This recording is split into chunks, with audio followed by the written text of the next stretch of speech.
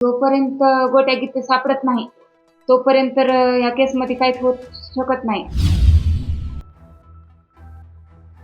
आता तर मला असं वाटतंय की गृह खातं आणि हे सगळे SIT हे एक ते म्हणतात ना माकडाच्या हातात चॉकलेट दिल्याप्रमाणे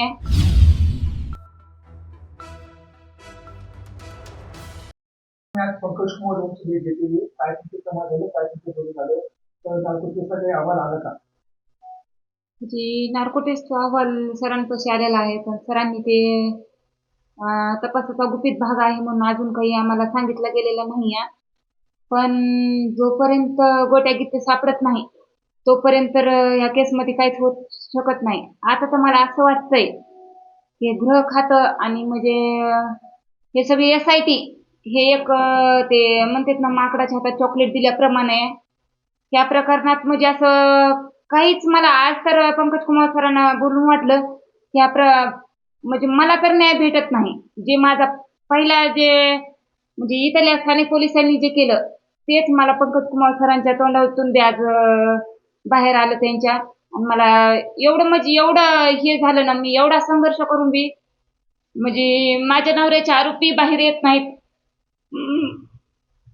तुम्ही सांगू शकत नाही माझी अशी आज भावना झाली होती.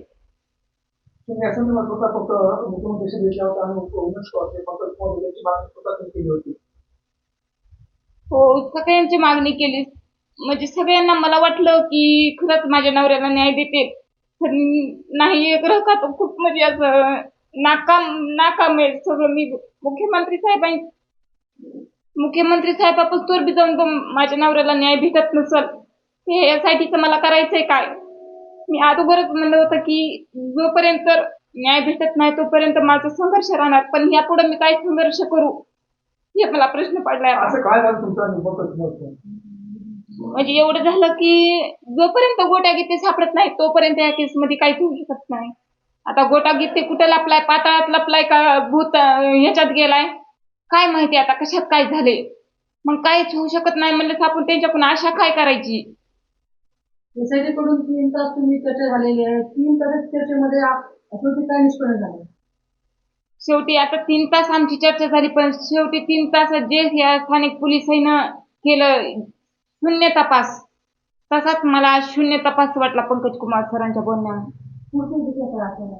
पुढची दिशा एवढीच आहे माझी. मुख्यमंत्री साहेबांना एवढी मागणी आहे की साहेब मला तुम्ही परत भेटीची टाइम द्या, का तर माझ्या नवऱ्याला इथं म्हणजे ह्या परळीतून आणि ह्या म्हणजे जे परळी पोलिसांनी केलं तेच SIT पथक काकून बी होत आहे हे मला तुम्हाला सांगायचं आहे. आणि मला तुम्ही भेटीचा टाइम द्या.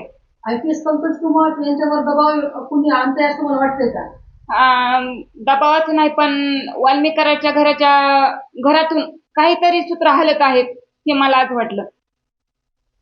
यापूर्वी पाण्याच्या राजगोपाल यांनी त्याच्या माध्यमातून आरोप करण्यात आले होते. नाही, साहेबांचं जे नाव घेतलं ते साहेबांवर आम्हाला पहिल्यापासूनच आमच्या साहेबांवर डाऊट नव्हता. आमचा पहिल्यापासून वाल्मीकरांवर डाऊट होता, कारण मला खुद यलमाटे पोलीस म्हणलेले होते की बंगल्यावर फोन आला आणि तपास थांबवला. बंगला म्हणजे आता धनंजय मुंडे साहेबाचा तिथं जगमित्र कार्यालय आहे. जगमित्र कार्यालयातल्या त्यावेळेसचा सगळा कारभार वाल्मीकराड सांभाळत होता. त्याच्याशिवाय असं पान बी हलत नव्हतं परळीतलं.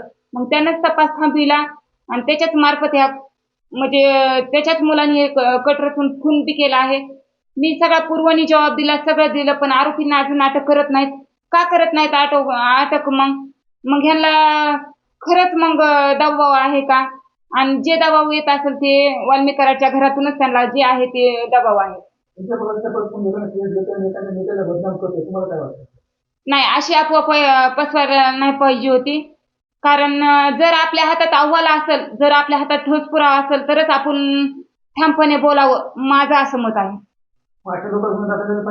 नाही, ते तर आता SIT पथक घेईल, गुन्हे तर दाखल होणारच त्यांच्यावर. कारण त्यांनी जर अहवाल हातात नसताना जर ते प्रेस घेऊन बदनाम करत असतील आणि पुन्हा मग त्यांच्या बी असं नाही की त्यांनीच फक्त हे केलं, पण जगमित्र कार्यालयातून बी त्या दिवशी प्रेस झाली, त्यांच्या खिलाफ केस होत गेली.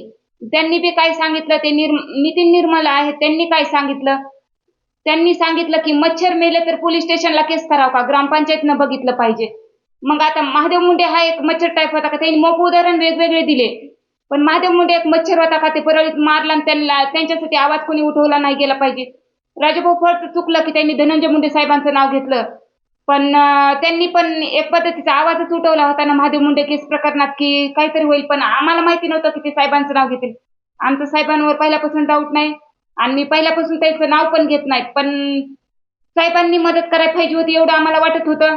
पण जे मला म्हणजे एवढ्या ह्याच्यातून जे मला दादांचं हे भेटलंय, एवढ्या ह्याच्यातून मला एक पाठीमागं राहणारा भाऊ उभा राहिलेला भेटलेला आहे आणि अजून मी या तपासात संघर्ष करल आणि मुख्यमंत्री साहेबांची भेट घेईल. कधी भेटता आपण? आता मनोज दादांशी बोलून मी मुख्यमंत्री साहेबांची हे घेणार आहे.